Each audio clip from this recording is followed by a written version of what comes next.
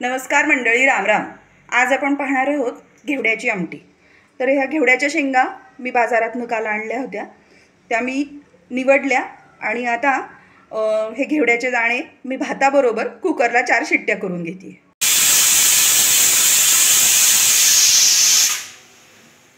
तर घेवडे मी इथं कुकरला शिजवून घेतलेले आहेत आणि ते छान पूर्णासारखे शिजलेले आहेत व्यवस्थित, तुम्ही पाहू शकता. आणि आता आपल्याला लागणारे म्हणजे बारीक चिरलेला कांदा, आलं लसूण पेस्ट, बारीक चिरलेला टोमॅटो, कोथिंबीर, जिरे, मोहरी, हळद आणि आपला कांदा लसूण मसाला. चला तर मग आपण आता सुरुवात करूया.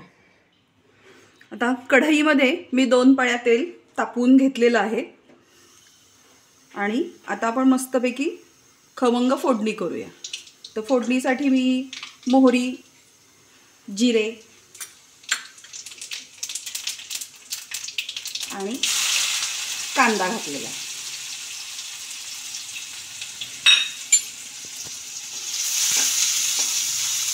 कांदा चांगला परतून घ्यायचा आहे.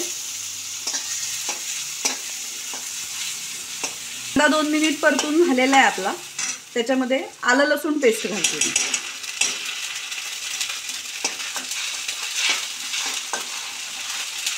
आणि कांदा छान गुलाबी होईपर्यंत मस्त परतून घ्यायचा आहे. कांदा आता आपला परतत आलेला आहे. त्याच्यामध्ये मी बारीक चिरलेला टोमॅटो घालते आणि त्याला 5 मिनिट मी परतून घेते. टोमॅटो शिजेपर्यंत परतून घ्यायचं व्यवस्थित. आता टोमॅटो घातल्यानंतर मी थोडंसं मीठ घालते फोडणीमध्ये. हे चांगलं हलवून घ्यायचं आणि झाकण टाकायचं म्हणजे टोमॅटो लवकर शिजेल.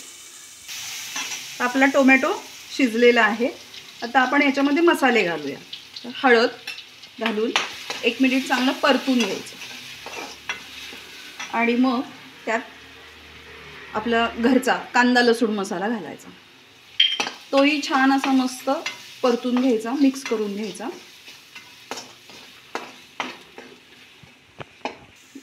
आता आपल्या फोडणीमध्ये आपण हे शिजवून घेतलेले घेवडे घालायचे आणि ते पण चांगले परतून घ्यायचे. 2 मिनिटांनी मी याच्यामध्ये पाणी घालते.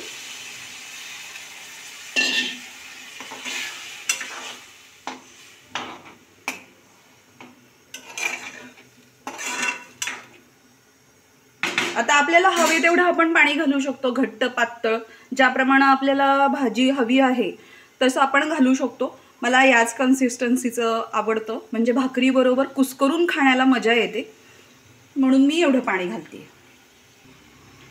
टोमॅटो शिजताना मी थोडंसं मीठ घातलेलं होतं.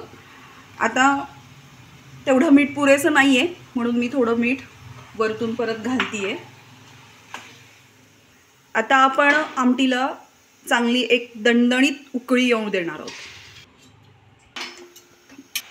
घेवड्याची आमटी आपली चांगली उकळली आहे. वरून थोडीशी कोथिंबीर बारीक चिरलेली आणि आता ही आपली घेवड्याची आमटी मस्त तयार आहे.